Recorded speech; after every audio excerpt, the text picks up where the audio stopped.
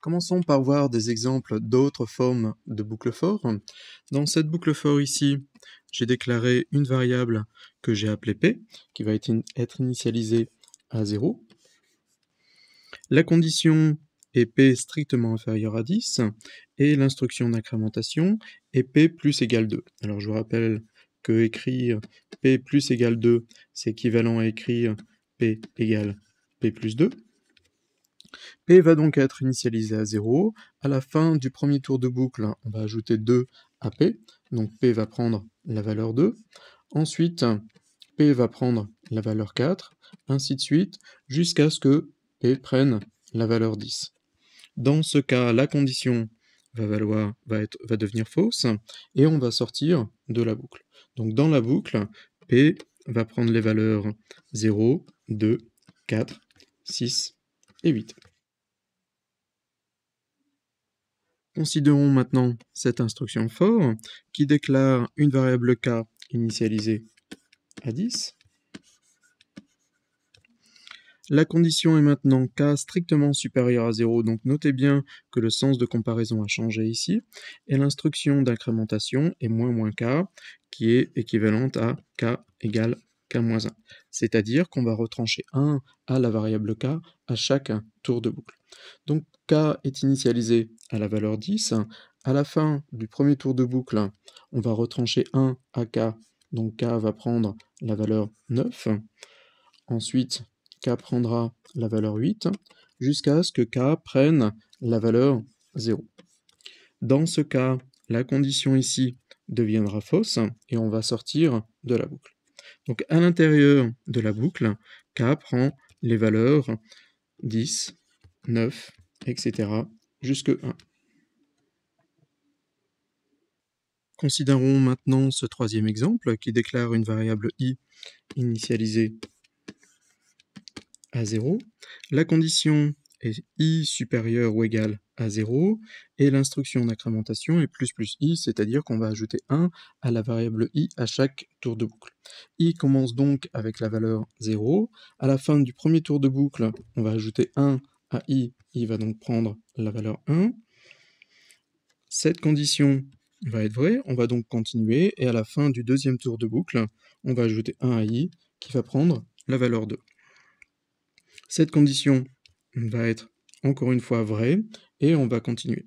Et vous pouvez constater que, du moins dans le principe, i va prendre toutes les valeurs positives possibles, sans que cette condition devienne fausse, et la boucle va être répétée indéfiniment. Alors pourquoi du moins dans le principe? Pour des raisons techniques que je ne vais pas détailler, ce n'est pas complètement vrai, mais on va tout de même répéter la boucle un très grand nombre de fois. Une boucle for peut donc ne pas s'arrêter, c'est ce qui se produit quand la condition est toujours vraie. Alors plusieurs causes sont possibles. Par exemple, comme dans l'exemple précédent, peut-être qu'on s'est trompé sur la condition. Alors encore une fois, dans un tel cas, en fait, la boucle va tout de même s'arrêter, mais après un très grand nombre d'itérations.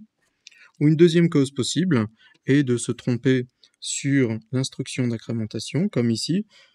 J'ai ici incrémenté la variable j, alors que ma condition est sur la variable i. Si je ne modifie pas la valeur de la variable i dans le bloc de la boucle, comme i est initialisé à 0, cette condition va être toujours vraie. Donc en pratique, si vous vous retrouvez dans un tel cas où une boucle for ne s'arrête pas, vous pouvez toujours utiliser la combinaison CTRL-C pour arrêter votre programme. Considérons maintenant quelques erreurs commises fréquemment par des débutants. Notez tout d'abord qu'il n'y a pas de point-virgule à la fin de la ligne qui commence par le mot-clé for, c'est-à-dire qu'il n'y a pas de point-virgule ici. Il se trouve que si vous mettez tout de même un point-virgule, le compilateur va accepter votre programme, mais votre programme va se comporter de façon un peu surprenante. Et en fait, ce code, avec un point-virgule, va n'afficher qu'une seule fois le mot « bonjour ». Pourquoi? Parce que le point-virgule qui est ici est considéré comme une instruction qui ne fait rien. C'est-à-dire que ce code ici va être interprétée comme tout d'abord une boucle for dont le corps de la boucle est constitué par le point virgule. Donc cette boucle for va répéter 10 fois l'instruction vide, c'est-à-dire ne rien faire du tout, et l'instruction avec le cout va être considérée comme en dehors de la boucle for, et donc va n'être exécutée qu'une seule fois. Considérez maintenant ces 3 lignes de code. Ces lignes vont en fait produire l'affichage suivant, c'est-à-dire que la première instruction cout va être répétée 5 fois, et la deuxième instruction cout va n'être exécutée qu'une seule fois. Alors pourquoi? Parce qu'en fait, ce code-là va être interprété de la façon suivante, c'est-à-dire avec la première instruction cout à l'intérieur de la boucle for, et la deuxième instruction cout après la boucle for, et donc ne va pas être répétée. Donc faites bien attention, il ne suffit pas de décaler ces lignes pour qu'elles soient toutes les deux à l'intérieur de la boucle for. Si vous voulez que ces deux lignes soient effectivement répétées, il faut rajouter une accolade avant la première instruction et une accolade fermante après la dernière instruction. Donc cette nouvelle version du code va effectivement produire l'affichage i égale 0, bonjour, i égale 1, bonjour, etc. Enfin, évitez de modifier la variable qui sert à contrôler le nombre de tours de boucle à l'intérieur du corps de la boucle, c'est-à-dire évitez de faire comme dans cet exemple, qui déclare au début de la boucle for une variable i et qui modifie la variable i ici dans le corps de la boucle. Alors pourquoi? Tout d'abord, parce que ça ne va sans doute pas faire ce que vous voulez. N'oubliez pas que la boucle for va modifier également de son côté la variable i à l'aide de l'instruction d'incrémentation. Et deuxièmement, un relecteur risque de ne pas s'apercevoir que vous modifiez la valeur de la variable i à l'intérieur du corps de la boucle. Passons maintenant à un nouvel exemple qui est très représentatif de problèmes qu'on peut rencontrer avec des boucles for. Cet exemple consiste à écrire un programme qui demande 4 notes à l'utilisateur et qui affiche la moyenne de ces 4 notes.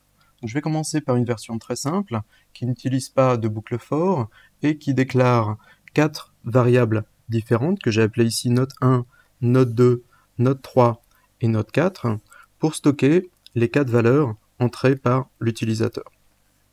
À ce stade du programme, les variables note 1, 2, 3 et 4 contiennent donc les 4 valeurs entrées par l'utilisateur.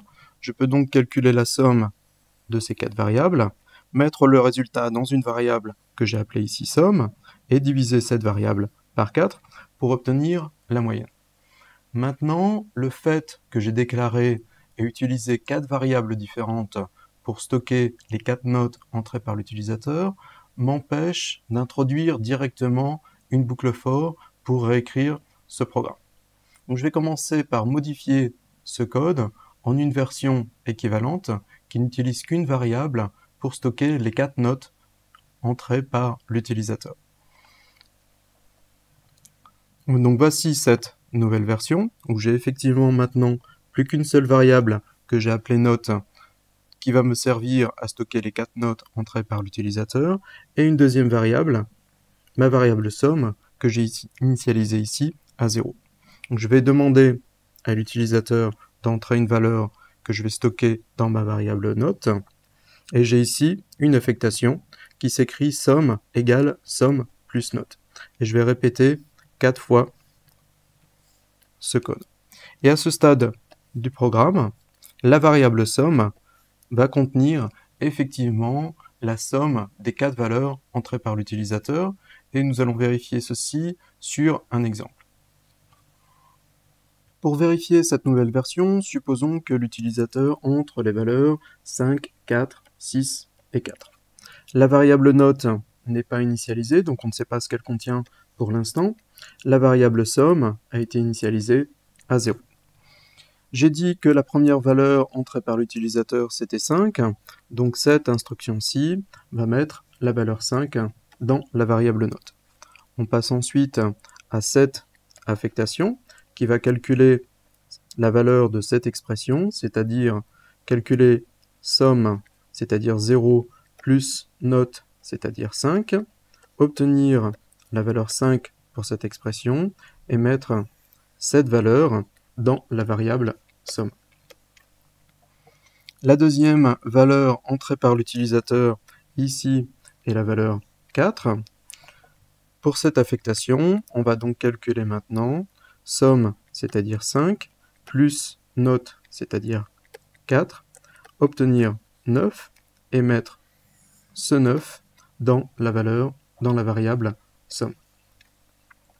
Et vous pouvez vous convaincre qu'à ce stade du programme, la variable somme va contenir 0, plus 5, plus 4, plus 6, plus 4, c'est-à-dire bien la somme des 4 valeurs entrées par l'utilisateur. L'avantage de cette nouvelle version, c'est que on va pouvoir mettre ce code qui est répété 4 fois à l'intérieur d'une boucle for. C'est ce que j'ai fait ici. J'ai repris le code qui était sur le transparent précédent. J'ai juste modifié le numéro de la note et utilisé une boucle for ici avec une variable déclarée à l'intérieur de la boucle for que j'ai appelée i qui est initialisée à 1 et qui va aller jusque 4. N'oubliez pas dans cet exemple d'initialiser la variable somme à 0. Maintenant, notre programme n'est intéressant que dans le cas où l'utilisateur veut calculer la moyenne de 4 notes. Supposons maintenant qu'on veuille laisser choisir l'utilisateur le nombre de notes. Donc comment faut-il modifier notre programme? Alors je vais commencer par laisser de la place pour ajouter mes modifications. Je vais déclarer une variable que j'ai appelée nombre de notes, définie de type int. Je vais demander à l'utilisateur d'entrer une valeur pour cette variable nombre de notes. Et maintenant, il me suffit de remplacer ce 4 par ma variable nombre de notes. Il ne faut pas que j'oublie non plus de remplacer ce 4 ici qui me permet de calculer la moyenne des notes par ma variable nombre de notes. Et donc voici, les modifications n'étaient pas très difficiles. En revanche, je viens d'introduire une erreur dans mon programme. Alors est-ce que vous voyez où est cette erreur? Cette erreur va survenir en fait quand l'utilisateur entre la valeur 0 pour la variable nombre de notes. Et à ce stade du programme, je vais diviser par 0, ce qui va provoquer une erreur. Alors, il y a plusieurs solutions possibles. Une solution, ça va être de tester si le nombre de notes est bien supérieur à 0, comme il se doit.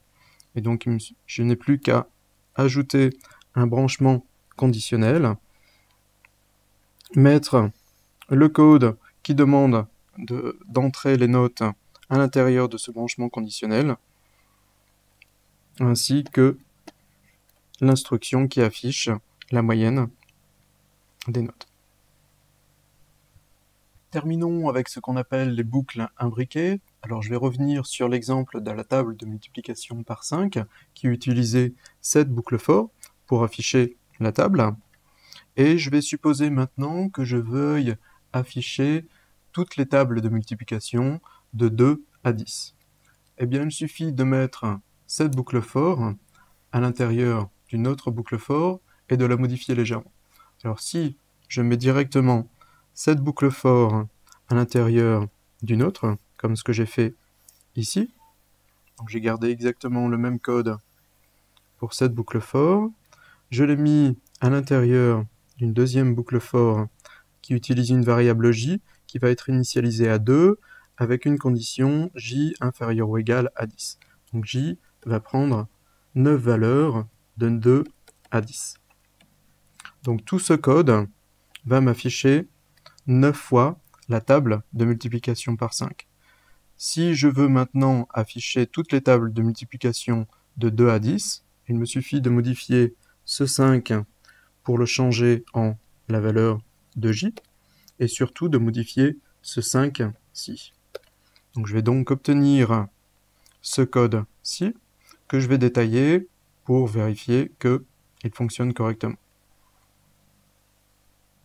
La première boucle for commence par déclarer une variable j initialisée à 2.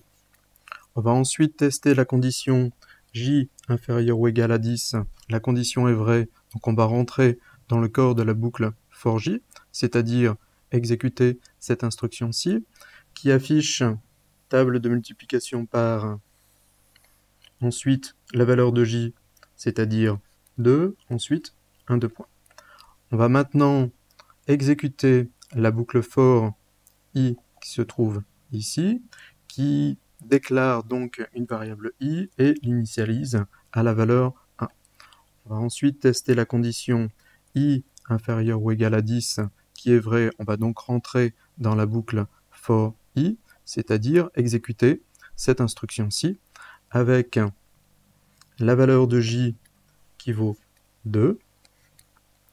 On va afficher multiplié par. Ensuite, la valeur de i qui vaut 1. Ensuite, vaut. Et ensuite, la valeur de l'expression j fois i qui vaut tout simplement 2. On va continuer ensuite à exécuter la boucle for i, c'est-à-dire qu'on va revenir ici.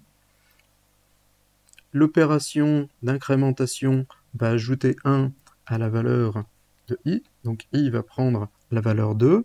La condition est toujours vraie, et donc on va continuer à exécuter le corps de la boucle for i avec j qui vaut toujours 2. Maintenant, i vaut 2. On va donc afficher 2 ici. Et l'expression j multiplié par i vaut maintenant 2 fois 2, c'est-à-dire 4. Ainsi de suite, jusqu'à ce que i prenne la valeur 10. L'opération d'incrémentation va donner la valeur 11 à la variable i. La condition ici va devenir fausse et on va sortir de la boucle. Sortir de la boucle, ça veut dire continuer ici à ce stade du programme et on arrive à la fin du corps de la boucle for j.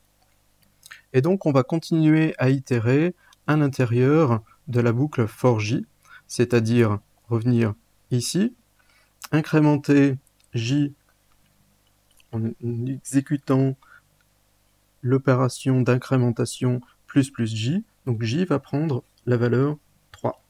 La condition j inférieur ou égal à 10 est toujours vraie, donc on va rentrer dans le corps de la boucle.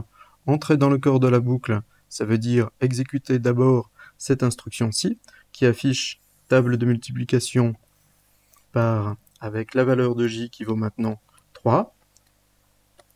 Et on entre, encore une fois, dans la boucle for i. La variable i est déclarée de nouveau, initialisée de nouveau à 1. La condition est vraie, et on va rentrer dans la boucle, dans le corps de la boucle for i, et exécuter cette instruction-ci, avec cette fois-ci j qui vaut 3. On va afficher multiplié par la valeur de i qui vaut 1. Ensuite, vaut, et la valeur de cette expression qui est 3 fois 1, c'est-à-dire 3. Et ainsi de suite.